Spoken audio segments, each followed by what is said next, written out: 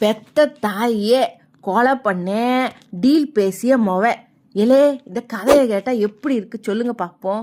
இல்லை மெய்யாலுமே இந்த கதை நடந்திருக்குடே. ராஜஸ்தான்ல செய்ப்பூரில் 45 வயசான நீரஜ் சர்மான்ற அரசு பெண் ஊழியர் போன ஜூலை 3ஆம் தேதி கார் மோதி மர்மமான முறையில் இறந்திருக்காக. போலீஸ் உள்ளே பூந்து விசாரிச்சு பார்த்தேன், நெஞ்சு பதற உண்மை வெளியில் வந்திருக்கு. அவங்க சொந்த மக 23 வயசான ஆயுஷி சர்மாதே இந்த காரியத்தை பண்ணியிருக்க.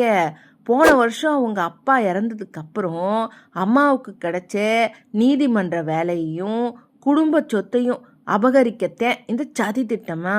அதுக்காக சொந்தங்களோட சேர்ந்துக்கிட்டு 7 லட்சம் ரூபாய் பணம் கொடுத்து கூலிப்படையை ஏவி விபத்து மாதிரி அம்மாவை கார் ஏற்றி கொடூரமாக கொன்று இருக்காடே.